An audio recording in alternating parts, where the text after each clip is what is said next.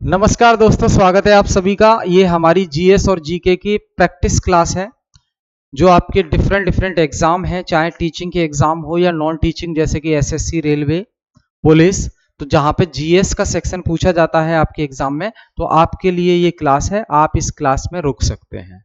ठीक है, तो ये क्लास हमारी 15 नंबर की है और इसमें हम डिस्कस करने वाले हैं कुछ पीवाईक्यू और एक्सपेक्टेड क्वेश्चन। ठीक है, देखते हैं। पहला प्रश्न देखिए आप, क्या कह रहा है। Who was the first president of India? तो बहुत ही सिंपल प्रश्न है। ठीक है, डॉक्टर राजेंद्र प्रसाद। कौन है? डॉक्टर राजेंद्र प्रसाद। अब ये राजेंद्र प्रसाद की अगर हम बात करें, राजेंद्र प्रसाद की अगर हम बात करें, तो क्या ये डायरेक्ट प्रेसिडेंट बने थे या इनका और भी कोई रोल है कॉन्स्टिट्यूशन में या सरकार में? तो ध्यान रखना, डॉक्टर राजेंद्र प्रसाद, डॉक्टर राजेंद्र प्रसाद ये पहले स्थायी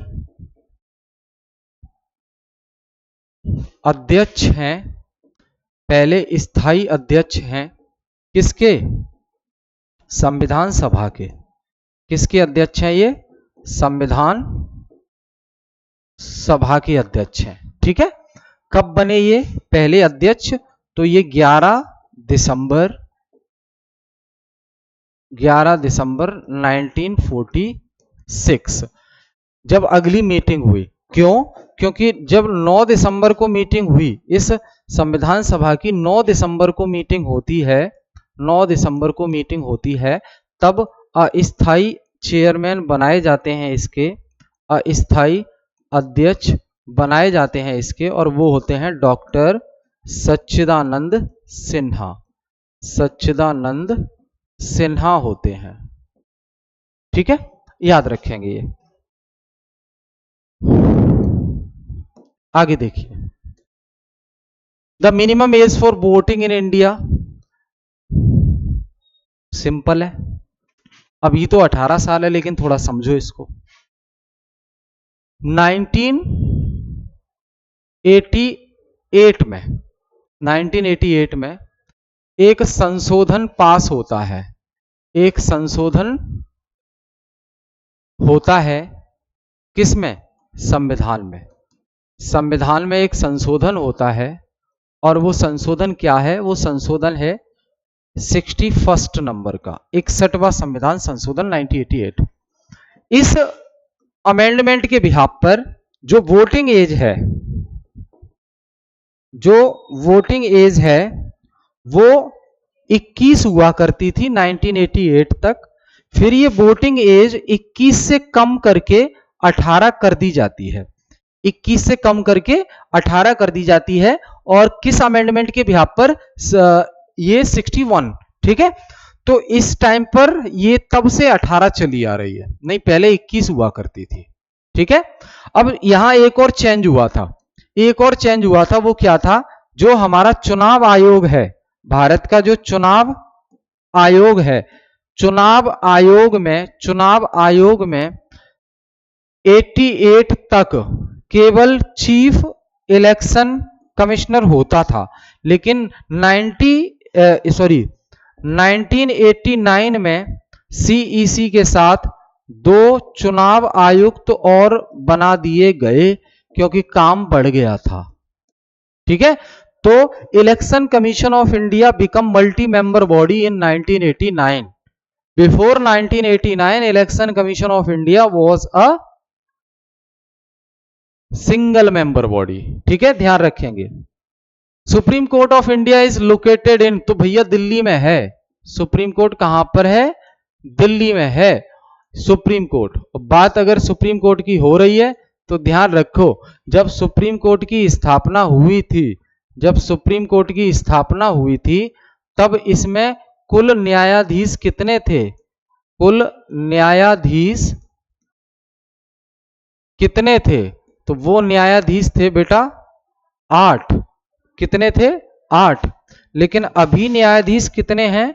34। 34 में एक होता है चीफ जस्टिस ऑफ इंडिया, जो कि हैं बी आर गवई। कौन है अभी? B R Gavai.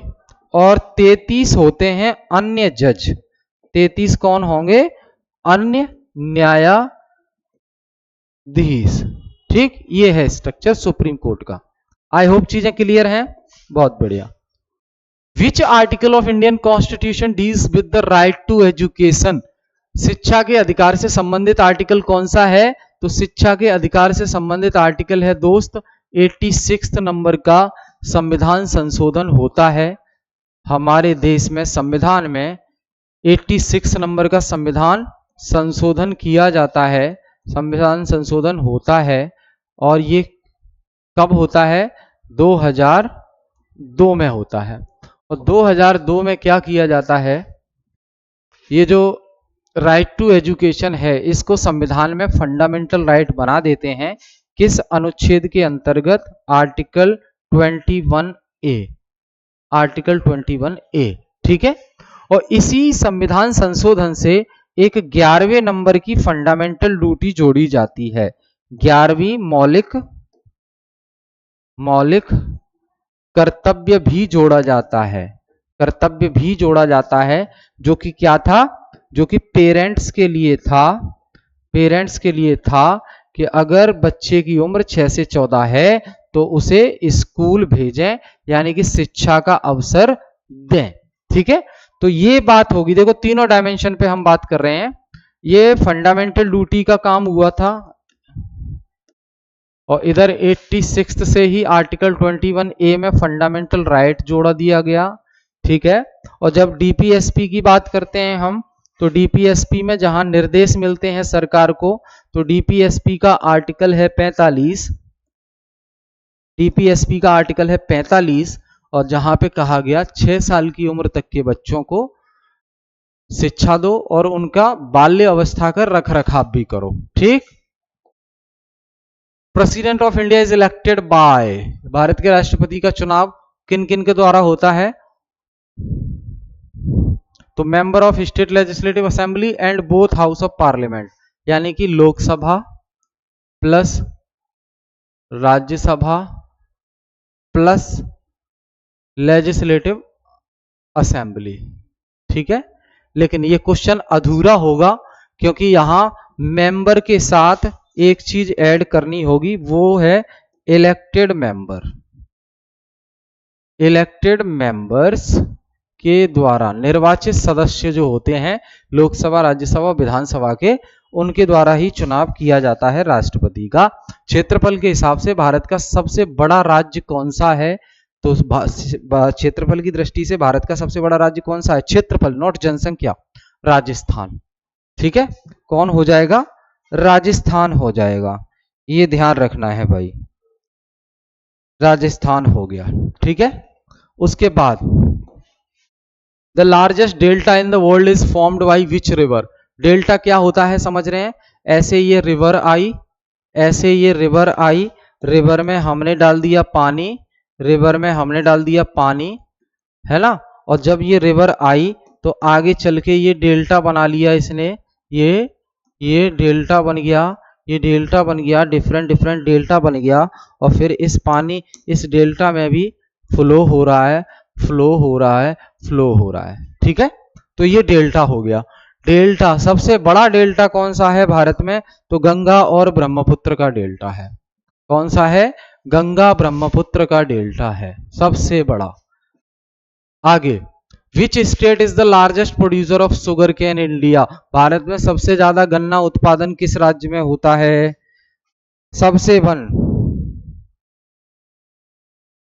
सबसे ज्यादा गन्ना उत्पादन शुगर, तो भैया उत्तर प्रदेश में होता है। सबसे ज्यादा गन्ना उत्पादन कहां होगा?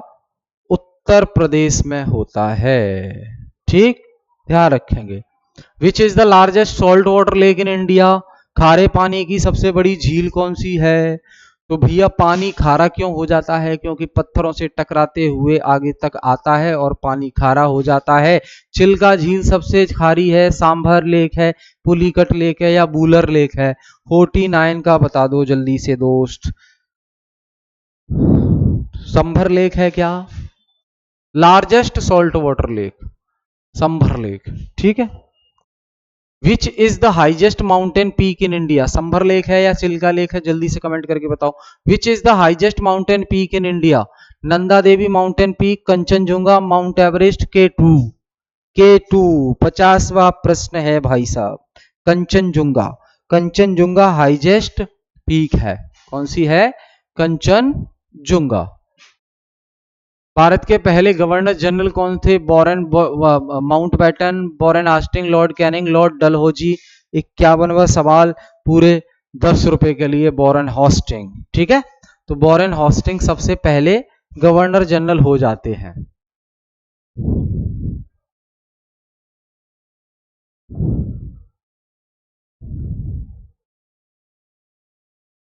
भारत का प्रथम स्वतंत्रता संग्राम किस वर्ष लड़ा गया? तो 1857 की क्रांति हमें अच्छे से पता है। मैं तो ये तो नहीं कहूंगा कि याद है, क्योंकि हम तो उस समय नहीं थे। तो 1857 की क्रांति हमें पता है। इसके कई कारण थे। 1857 की क्रांति के बहुत सारे कारण थे। इसमें से कुछ तात्कालिक कारण थे, यानी कि जो उसी टाइम पर थे, तात्कालिक कारण, जिसमें था क्या? चर्बी वाले कारतूस, चर्बी वाले कारतूस, ये तात्कालिक कारण था। ठीक है। बहादुर शाह जफर सेकंड ने भी योगदान दिया इसमें अंग्रेजों के खिलाफ 1857 की क्रांति में। वो was the first women to become the prime minister of India? Indira Gandhi हो जाएगा, सिंपल है। वो what is the full form of NITI Aayog? तो नीति आयोग, ये देखो यहां नीति आयोग की स्थापना होती है 1 जनवरी 2015 को। ठीक है। नीति आयोग ने किस बॉडी को रिप्लेस किया? तो नीति आयोग से पहले चलता था योजना आयोग। योजना आयोग चलता था नीति आयोग से पहले। योजना आयोग बना था कब? 1915। कब डिसेबल हो गया? 2014। इसने जगह ले ली। नीति आयोग के एक तो होते हैं चेयरमैन, नीति आयोग के एक होते हैं चेयरमैन जो कि होते हैं प्राइम मिनिस्टर। ठीक है। उसके अलावा एक होते हैं वाइस चेयरमैन, वाइस चेयरमैन होते हैं जो कि हैं सुमन बेरी, और एक है CEO BVR सुब्रमण्यम, सुब्रमण्यम। ठीक है, ये सी है, ध्यान रखना है इसको। Which of the following is not a direct tax? निम्नलिखित में से कौन सा डायरेक्ट टैक्स नहीं है? डायरेक्ट टैक्स वो है भैया जिस पर लगाया जाए वही भरे, ट्रांसफर नहीं कर सकता। तो इनकम टैक्स तो डायरेक्ट टैक्स है, कॉर्पोरेशन टैक्स भी डायरेक्ट टैक्स है, वेल्थ टैक्स भी डायरेक्ट टैक्स है, GST इनडायरेक्ट टैक्स है। तो हमसे पूछा है कौन सा डायरेक्ट टैक्स नहीं है, तो दोस्त GST। GST ये क्या है? इनडायरेक्ट टैक्स है। क्या है? इनडायरेक्ट टैक्स है। कब इंट्रोड्यूस हुआ? तो सबसे पहले GST कहां इंट्रोड्यूस हुआ? किस देश में? फ्रांस में 1954 में। GST सबसे पहले 1954 में फ्रांस में इंट्रोड्यूस हो जाता है। इंडिया में कब इंट्रोड्यूस होता है? 2016 में। और लागू कब हो जाता है? 2017 जुलाई से। 2017 जुलाई से लागू हो जाता है। ठीक है। What is the main function of the planning commission now replaced by NITI Aayog? Planning commission का मेन फंक्शन क्या था? To prepare 5 year plan. Tax collect करना गलत, बैंक को रेगुलेट करना गलत, इलेक्शन करवाना गलत। तो क्या 5 ईयर ये प्लानिंग कमीशन योजना आयोग का उद्देश्य क्या था? पंचवर्षीय योजनाएं बनाना। 5 योजनाएं 12 योजनाएं बनी थी 5-5 साल की। 12th 5 year plan last plan था, 2012 से 17 तक के लिए बनाया गया था। लेकिन मोदी गवर्नमेंट आती है और प्लानिंग कमीशन को खत्म कर देती है, 2014 में ही समाप्त हो जाता है। Which sector is the largest employer in India? निम्नलिखित में से कौन सा सेक्टर है जो सबसे ज्यादा लोगों को नौकरियां देता है? सबसे ज्यादा लोगों को नौकरियां जो देता है वो कौन सा क्षेत्र है? जल्दी से बताओ भाई, कौन सा सेक्टर है वो जो सबसे ज्यादा लोगों को नौकरियां दे रहा है, काम दे रहा है? तो एग्रीकल्चर है। देखो यहां हम बात कर रहे हैं अर्थव्यवस्था के क्षेत्र,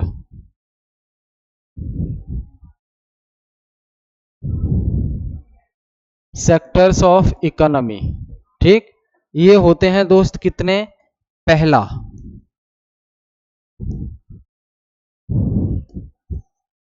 प्राइमरी सेक्टर हो गया, दूसरा सेकेंडरी सेक्टर हो गया, तीसरा सर्विस सेक्टर हो गया। ठीक है भाई, अब यहां आपको अच्छे से पता है इसमें एग्रीकल्चर और अलाइड चीजें आ जाती हैं, एग्रीकल्चर और उससे रिलेटेड चीजें, इसमें उद्योग वगैरह आ जाएंगे। ठीक है, उत्पादन, इसमें सेवाएं आ जाएंगी। तो यहां देखो आप ध्यान रखना, सर्विस सेक्टर की अगर बात करें तो सबसे ज्यादा इनकम देता है यही, सबसे ज्यादा आय इसी क्षेत्र से होती है, और सबसे कम लोग काम करते हैं, सबसे कम लोग काम करते हैं इसमें। ठीक है, और यहीं प्राइमरी की बात करें तो सबसे कम इनकम देता है, सबसे कम आय, और सबसे ज्यादा लोग, सबसे ज्यादा लोग। ठीक है, ये ध्यान रखना है आपको दोस्त। आगे देखो, what is the main objective of MSP? भैया एमएसपी का मेन ऑब्जेक्टिव क्या है? किसान को थोड़ी सी राहत देना। ठीक है, एमएसपी मिनिमम सपोर्ट प्राइस के, किसान की अगर फसल खराब भी हो जाए तो सियोरिटी और गारंटेड उसको अमाउंट मिल जाए, जिससे वो निश्चिंत हो जाए और उसको कोई नुकसान ना हो। तो to regulate price of industrial goods, to provide safety net to farmer, बिल्कुल सही है, फार्मर को सेफ्टी प्रोवाइड करना। तो सरकार क्या करती है? एमएसपी डिसाइड कर देती है फसलों की। अब वो फसल अगर कम दाम पर जा रही है बाद में मार्केट में, तो मार्केट में ना बेचें किसान, सरकार ने जितनी एमएसपी बोली थी उतने पैसे पे खरीद लेगी सरकार। हाँ, अगर आपको लग रहा है कि सरकार की जो एमएसपी से ज्यादा रेट पर मार्केट में सेल हो रहा है आपकी फसल, तो वहां बेच दो। ठीक है, नुकसान नहीं होगा आपको, आपको नुकसान नहीं होगा। तो दोस्त ये हमने डिस्कस किए आज के सवाल, फिर हम मिलेंगे नेक्स्ट क्लास में। अपना प्यार बनाए रहिए, सेशन को शेयर कीजिए, और कोई डाउट है तो feel free to ask any doubt, और कमेंट बॉक्स में हमें क्वेश्चन आप पूछ सकते हैं। ठीक है, बहुत बहुत धन्यवाद।